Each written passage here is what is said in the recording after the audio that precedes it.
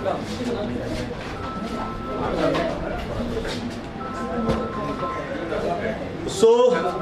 good evening. I'm Virmal Chunni. You are watching Bihar View. आज मैं जब सुबह नहा रहा था तो ये सोच रहा था कि आईएएस ऑफिसर्स जो हैं वो कैसे ऑफिसर्स होते हैं। क्या उनको सबसे ज्यादा ज्ञान होता है? क्या वो सबसे ज्यादा ईमानदार होते हैं? समाज ने आईएएस ऑफिसर्स को या इंडियन फॉरेन सर्विस के जो हो या आईपीएस जो हो, उनको समाज जो है काफी रिस्पेक्ट देता है, खासकर बिहार में। बिहार के बाहर तो शायद गुजरात में अगर आप पोस्टेड हैं और आप आईएएस ऑफिसर्स हैं तो शायद आपका नाम भी नहीं जानते। जब मैं पटना यूनिवर्सिटी के सामने हमारी छोटी सी दुकान थी तो मुझे याद है कि एक हॉस्टल से 19 लड़के, पीजी हॉस्टल रानीघाट से 19 लड़के यूपीएससी सिविल सर्विसेज कर जाते थे और आईएएस बन जाते थे। और जब ये आमिर सुबहानी जिस समय आईएएस किए तो इनकी पासपोर्ट साइज फोटो मैंने खींची और ये मेरी दुकान पे आए। उस समय आई वॉज नॉट नोइंग कि इंडियन एडमिनिस्ट्रेटिव सर्विस होता है आईएएस। लेकिन एक चीज बड़ी आजकल एक समाज में एक देखा जा रहा है कि बहुत करप्शन है आईएएस में। कुछ आईएएस ऐसे होते हैं जो एक दूसरे आईएएस से जेलस होते हैं, जलसी का भी होता है कि दूसरे अपने कलीग को बताना चाहते हैं। कई आईएएस ऐसे हैं जिन पे ईडी का रेट पड़ता है, सीबीआई का रेट पड़ता है और मुख्यमंत्री के वो क्या कहते हैं एक डॉग की तरह काम करते हैं।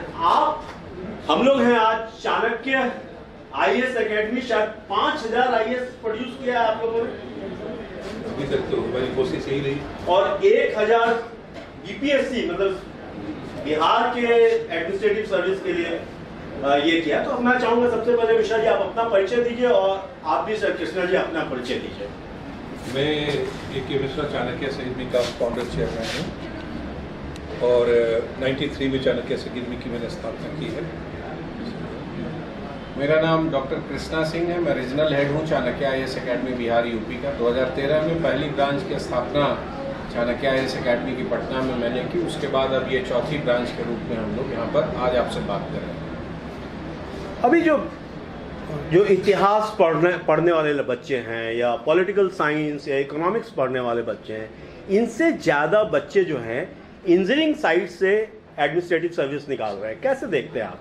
नहीं, देखिए ओवरऑल जो आंकड़ा निकालेंगे तो ये बैलेंस्ड है। ऐसा नहीं कि इंजीनियरिंग से ज़्यादा है। वो इंजीनियर भी हैं तो वो भी आर्ट्स के सब्जेक्ट को लेकर के एग्ज़ाम को क्वालिफाई कर रहे हैं। तो एक बेसिक क्राइटेरिया तो ज़रूर है, क्योंकि इंजीनियरिंग होने कारण से एक बेसिक जो एप्टीट्यूड है उनका तो डेवलप है, ये मैटर करेगा।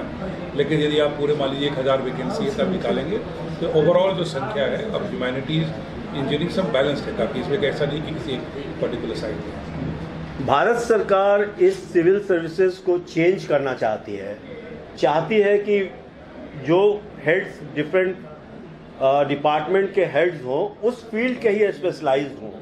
आप कैसे देखते हैं इसको?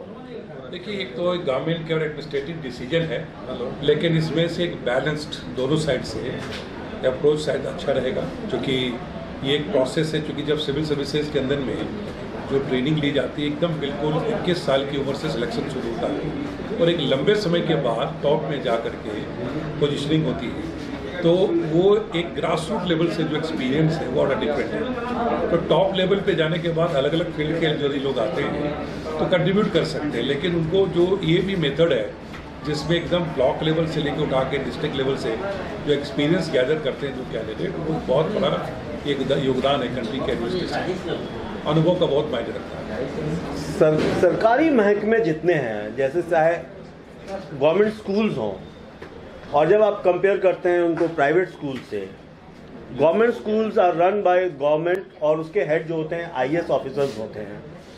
Most of the states, Kerala वगैरह को छोड़कर, most of the states are the failure in school education. आप कैसे देखते हैं? तो फिर आईएएस ने अपना कैसे उसका अपना रोल निभाया? देखिए, आईएएस का जो भी रोल है वो एडमिनिस्ट्रेशन का होता है। अल्टीमेटली एजुकेशन एक सेक्टर है जहाँ एजुकेशनिस्ट अपना रोल प्ले करते हैं। आईएएस तो एक एडमिनिस्ट्रेशन और मैनेजमेंट को देखता है, तो वो एक स्टेट का टॉपिक है। हर स्टेट अपने एजुकेशन को कैसे ले जाता है, किन लोगों को प्लेस करता है, वो इम्पोर्टेंट है। इसमें आईएएस हो या ना हो, पर स्टेट गवर्नमेंट अपनी क्या पॉलिसी बनाती है, कैसे इम्प्लीमेंट किया जाता है, उस पर मेरा ख्याल है कि एजुकेशन का अच्छा होना। नहीं, नेता तो 5 साल में आते हैं चले जाते हैं, चेंज हो जाती है, सरकारें चेंज होती हैं, मगर आईएएस ऑफिसर्स तो चेंज नहीं होते, पूरे 30 साल की नौकरी 35 साल की नौकरी करके जाते हैं वो, जब तक उनका नौकरी के बाद भी उनको प्रमोशन मिलता है। वो अभी तो हाई कोर्ट सुप्रीम कोर्ट में ये मामला भी चल रहा है, जो ईडी के डायरेक्टर का जो है वो टर्म जो है बढ़ाया जाए। आप जब इन बच्चों को तैयार करते हैं इंडियन एडमिनिस्ट्रेटिव सर्विस के लिए, तो उनकी मानसिकता में क्या पाते हैं? They are a hunger of the power और व्हाई दे आर कम? यदि वो हंगर ऑफ पावर से आते हैं तो उनको नहीं आना चाहिए। हमारी जो सोच डिफरेंट है। अभी थोड़ी देर पहले भी एक सवाल में मैंने कहा कि जिनके अंदर पब्लिक सर्विस की भावना, मैं स्टूडेंट को बड़ा खुलेआम अपने सेमिनार में भी कहता हूँ कि यदि आप पावर के हंगर, पैसे के हंगर से आ रहे हो तो बिल्कुल मत आओ, ये आपके लिए फिर जगह नहीं है। यहाँ आपको सेवा के भावना से, इसका नाम है पब्लिक सर्विसेज। यहाँ आप देखो कि आपको जो एक अधिकार, पावर जो दिया जाता है वो इसलिए दिया जाता है ताकि आप लोगों की समस्याओं का समाधान करें, और यदि इस भावना से आप आएंगे तो यहाँ आपको जॉब सेटिस्फेक्शन भी मिलेगा, समाज के लिए कर पाओगे, देश की सेवा में भागीदारी निभा पाओगे।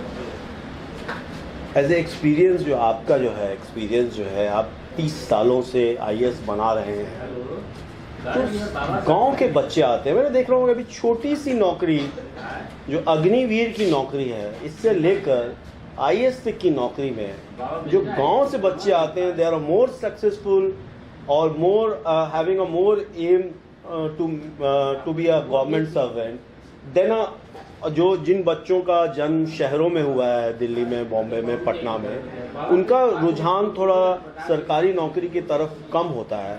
ऐसा आप शहरों में देखिए करियर की अपॉर्चुनिटी बहुत मिल जाती है, प्राइवेट सेक्टर में, गवर्नमेंट सेक्टर में, लेकिन जो बच्चे गांव से निकल रहे हैं उनके पास अपॉर्चुनिटी नहीं है। दूसरी चीज़, समाज में हमेशा एक अपग्रेड करने का, इम्प्रूवमेंट की ख्वाहिश हमेशा होती है, तो उनको एक अट्रैक्शन इस बात का भी, जो एक तो पहले अपॉर्चुनिटी नहीं है, दूसरी चीज़ है कुछ चीज़ को ज़्यादा सेंसिटिव ढंग से समझ पा रहे हैं, क्योंकि जो समस्या आज भी हमारे जो लोग हैं मैक्सिमम गांव में रहते हैं और समस्याओं का ज़्यादा जो रिफ्लेक्शन आपको गांव के लेवल पे ज़्यादा दिखाई देता है। तो वो एक भावना निकल के बच्चों में आती है कि हम जाएंगे तो एक परिवर्तन लाएंगे, विकास करेंगे।